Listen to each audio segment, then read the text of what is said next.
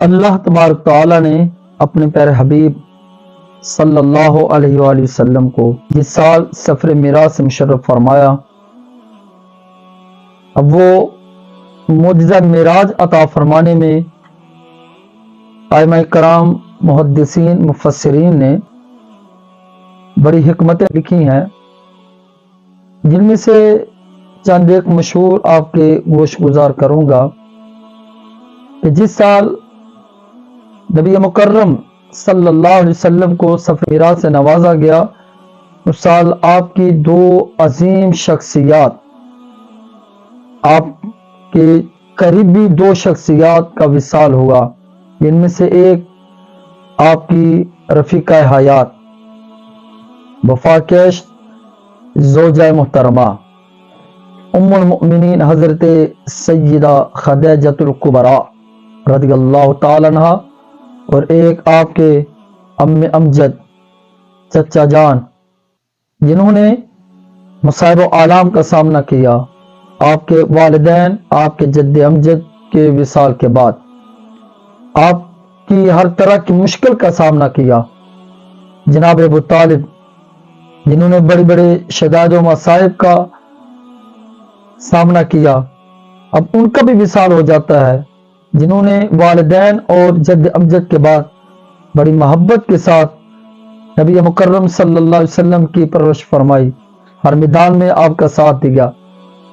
ان کا بھی وصال ہو جاتا ہے۔ نبی مکرم صلی اللہ علیہ وسلم اس کے بعد اکثر اوقات آپ پریشان رہتے، حزن و ملال آپ کے چہرے پر رہتا، اب اس تسلی کے لیے اللہ تبارک تعالیٰ نے اپنے پیارے محبوب صلی اللہ علیہ وسلم کو سفر معراج عطا فرمایا۔ دیکھیں، اللہ تبارک تعالیٰ اپنے پیارے محبوب صلی اللہ علیہ وسلم کو رنجیدہ نہیں دیکھنا چاہتا، آپ کو تسلیاں عطا فرماتا ہے۔ اللہ نے اپنے پیارے محبوب صلی اللہ علیہ وسلم کو تسلیاں دینے کے لیے بھی کیا کمال عطا فرما رکھا ہے۔ مسلم شریف کی حدیث مبارکہ ہے، حضرت عبداللہ بن عمر بن عاص رضی اللہ تعالیٰ عنہ روایت فرماتے ہیں،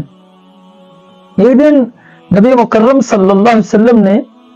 قرآن کی آیہ مبارکہ تلاوت کی، رب انہن اضللن کثیرا من الناس ومن تبعنی فانہ منی ومن عصانی فانک غفور رحیم۔ یہ حضرت سیدنا ابراہیم خلیل اللہ علی نبینا علیہ الصلوۃ والسلام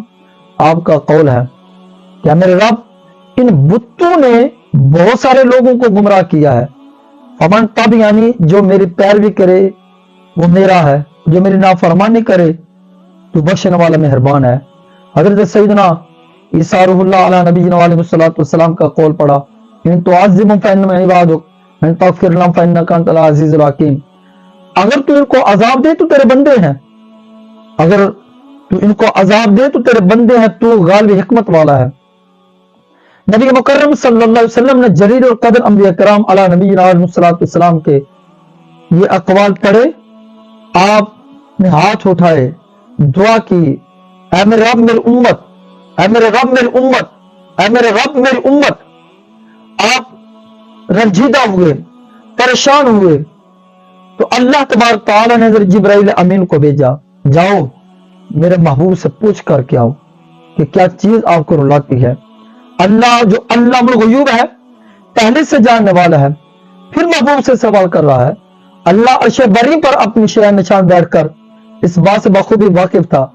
لیکن بتانا یہ چاہتا تھا کہ علم غیب کا جو اعتراض کیا جاتا ہے،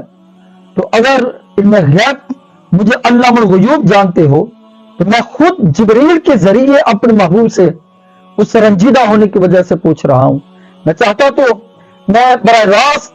جبریل امین کو بھیجتا اور کہتا کہ اے محبوب، رنجیدہ ہونے کی ضرورت نہیں ہے، آپ کی جو پریشانی ہے اس کو دور کیا جائے گا۔ جبریل امین بارگاہ مصطفیٰ میں حاضر ہوتے ہیں،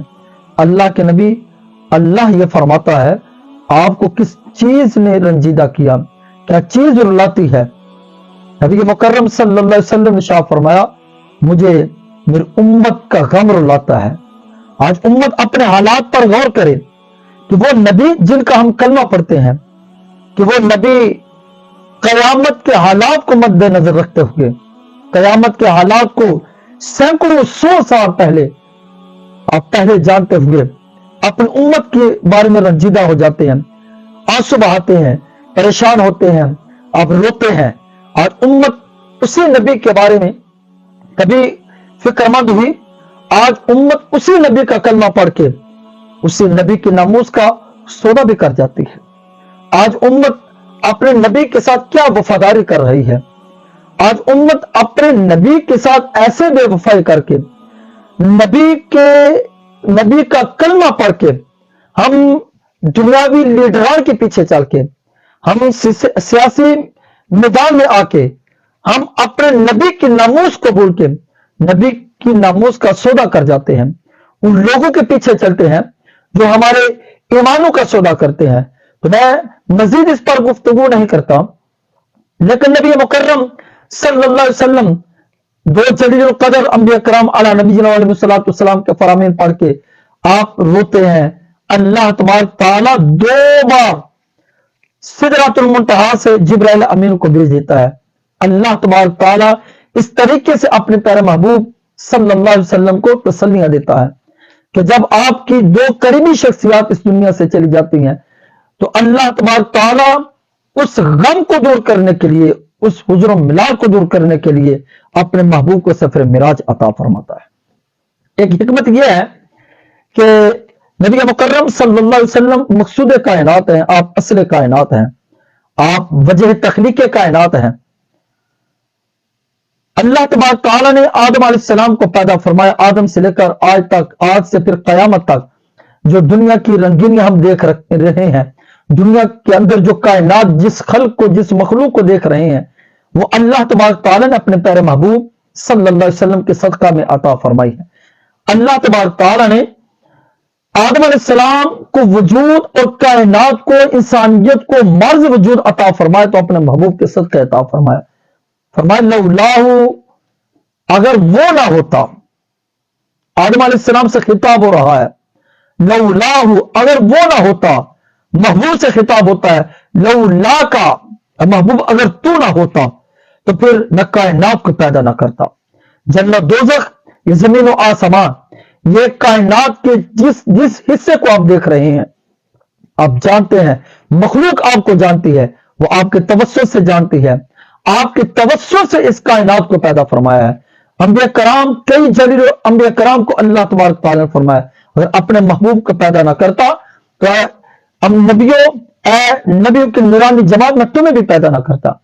अब अल्लाह तबारक तआला ने कुल मखलूक के बारे में इरशाद फरमा दिया कि मैं शजर पैदा ना करता, मैं हजर पैदा ना करता,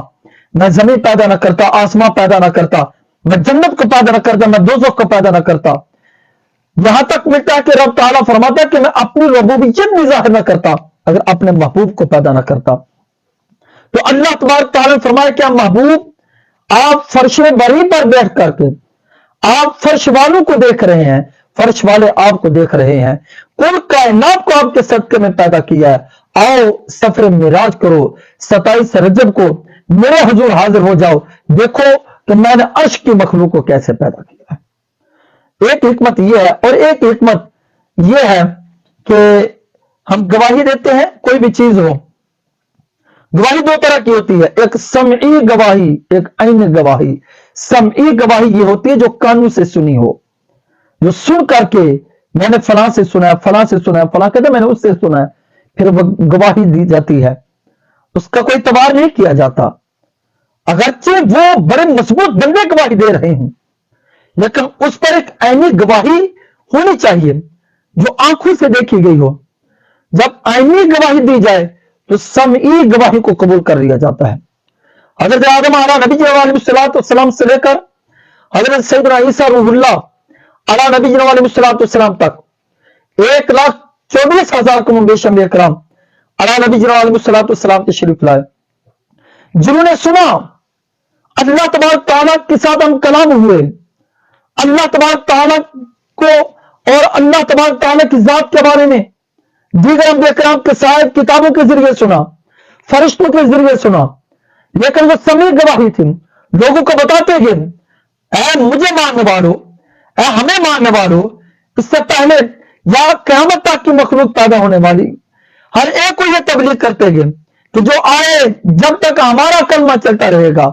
ہمارا کلمہ پڑھتے رہیں گے، سب کو یہ اعلان ہوتا رہا کہ ہم نے سنا ہے وہ اللہ ایک ہے، اس کی توحید پر ایمان لے آؤ، اگر مانو گے جنت مل جائے گی، نہ مانو گے وہ جہنم میں پھینک دے گا۔ لیکن اللہ رب العزت کی ایک منشا، ایک ارادہ یہ ظاہر ہوتا ہے کہ کل انبیاء کرام کی جماعت وہ سن کر میری گواہی دیتی گئی۔ میں یہ چاہتا ہوں کہ جو ایک آئینی گواہ بن جائے، مجھے دیکھے، میری گواہی دے دے، اس کے لیے میں نے اپنے محبوب کا انتخاب کر لیا۔ تو اللہ تبارک تعالیٰ نے اس لیے اپنے پیارے محبوب صلی اللہ علیہ وسلم کو عینی گواہ بنانے کے لیے سفر معراج عطا فرمایا۔ یہ معراج کی کچھ حکمتیں ہیں جن بنا